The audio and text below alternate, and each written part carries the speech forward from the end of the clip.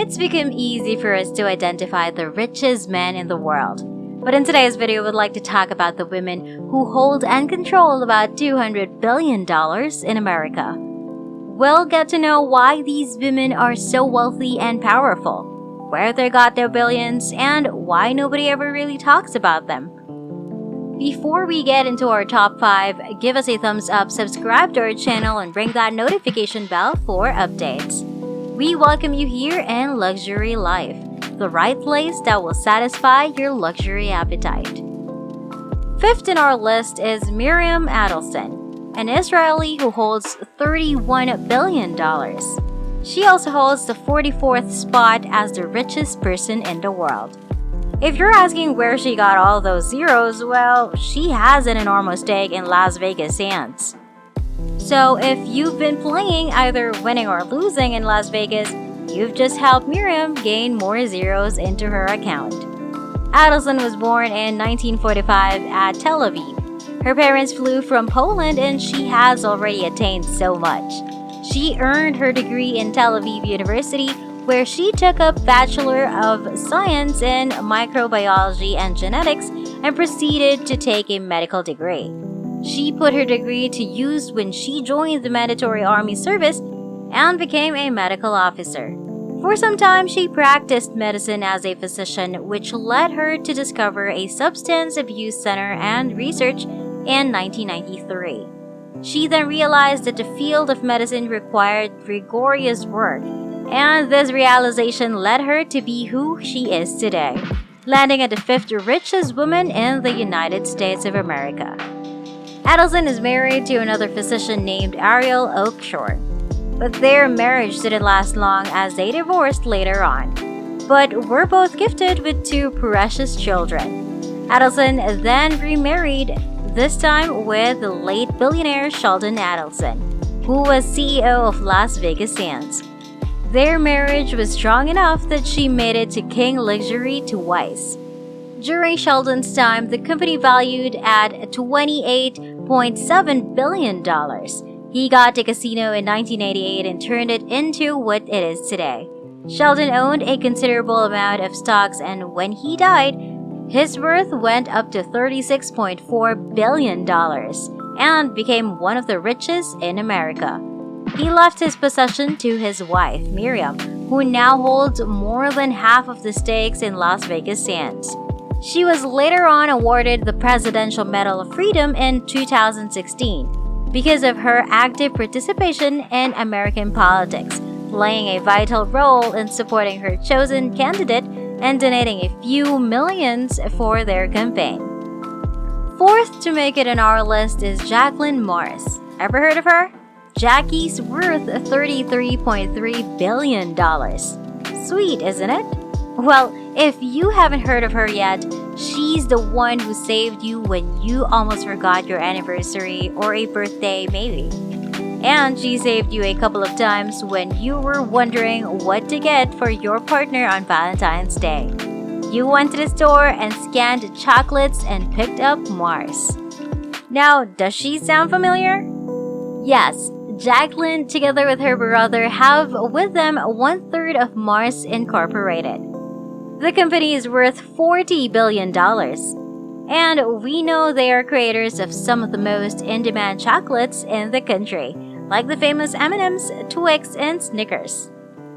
Mars also extended their reach by producing pet food and services. Now, what contributes to Jacqueline's wealth? She is heiress of the largest chocolate company in the world. She is also an investor. Jackie was able to attend a reputable school, an all-girls boarding school in New England, all thanks to being born into a wealthy family. She then graduated at Bryn Mawr College in Pennsylvania with a degree in anthropology. She proceeded to join the company where she first worked for a good 20 years. She helped the company soar to the point that every supermarket or convenience store in the country would sell their products. Jacqueline studied the combo crackers and the orbit gum, and apart from the success, she is also trained to ride horses. Jacqueline's first 3 children are from her first marriage. What's your favorite Morris chocolate? Let us know in the comment section. Third in our list is Julia Koch with $53 billion. She also holds the 24th spot for the richest billionaire in the world. She is the wife of the late David Koch. Born in 1962, Julia lived in Iowa in her early years, doing farming and helping her parents with their furniture store. She moved to New York in the 1980s, and it is there that she became a fashion assistant to a designer named Adolfo. In 1991, Julia went on a blind date which would lead her to meet her husband, David Koch. But it wasn't smooth sailing. The blind date ended awfully. Good thing only the blind date didn't end well. As for the two of them, they met at a party a year later. And after that, they dated and got married in 1996. The first few years of their marriage, they both lived in an apartment on Fifth Avenue until they decided to move to a beautiful home in 740 Park Avenue in Manhattan. Mind you, this house has been considered the most expensive and opulent residential property in all of New York. And that is saying something. If you're in doubt, check out some other documentaries and magazines where this building was featured in. This building also housed some of the richest people in the world like John Rockefeller and Egypt's most affluent man, Nassif Sawiris. And even the French government acquired a home in that said building for their ambassador in New York. David held the 7th position as the richest man before he died, and after his death, Julia, together with her 3 children, became inheritors to about 42% of the Koch industries. David left Julia a net worth of $53.5 billion, which propelled her to be one of the top 10 richest women in the world. Julia is part of the industry's board of directors. In terms of revenue, Koch is the 2nd largest in America and the 6th internationally. Koch has since obtained numerous companies and subsidiaries throughout the years, and this has given them a yearly revenue of $115 billion. If you didn't know, Koch Industries manufactures papers, filter oils, and makes fertilizers. These are just a few of the many things the company does. Just recently, they were able to take hold of the Georgia Pacific for $22.5 billion.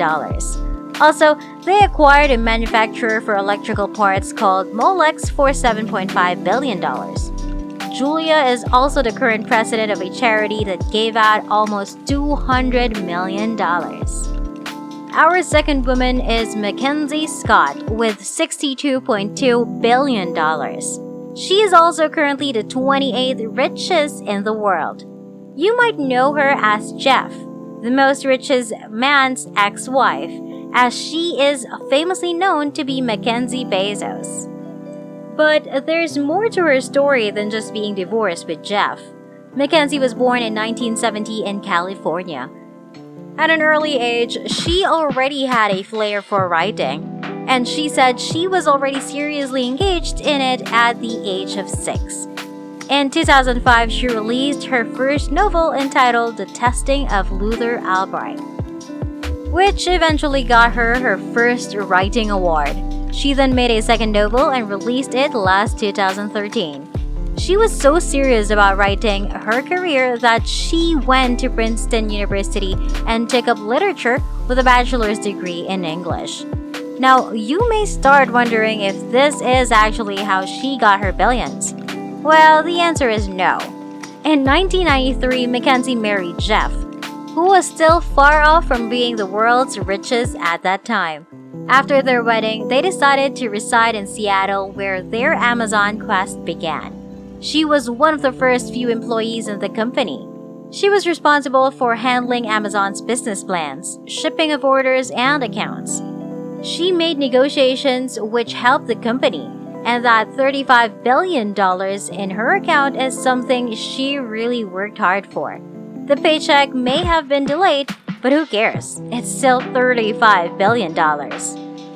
Jeff and Mackenzie's union ended in 2019, which resulted in Jeff giving Mackenzie 25 of his stakes in Amazon, as part of their divorce agreement. This gave Mackenzie a boost to be the third richest woman in the world.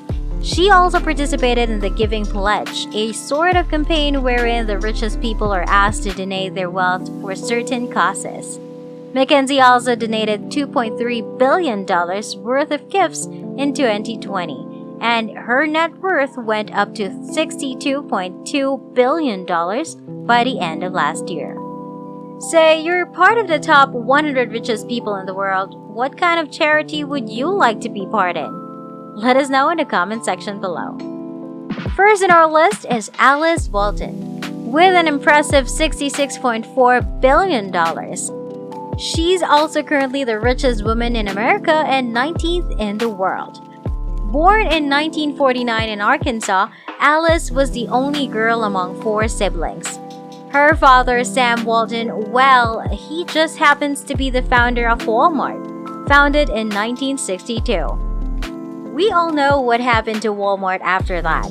Up until today, it is still growing and has become the world's largest company with a revenue of $540 billion. Alice is the one of the inheritors of that. The Waltons hold $169.7 billion of Walmart. And that's your net worth when you have 10,500 Walmart stores across the globe. The wonderful thing is that they're able to provide employment to over 2.2 million people and are serving 220 million customers on a weekly basis. Majority of the decisions in the company are led by Alice. Way back, Alice wasn't sold into the idea of working for Walmart, unlike her brothers. So she went on to chase after passion and became an equity analyst to various financial companies. She established an investment bank and was the president and CEO of the company. Unfortunately, her company did not last long, and she went to live on a ranch in Texas and tended to horses. Did you expect the women who are in our list? I bet you only knew a few. But if you like this video, give us a thumbs up, subscribe to our channel, and ring that notification bell for more updates. This is Luxury Life, the right place that will satisfy your luxury appetite.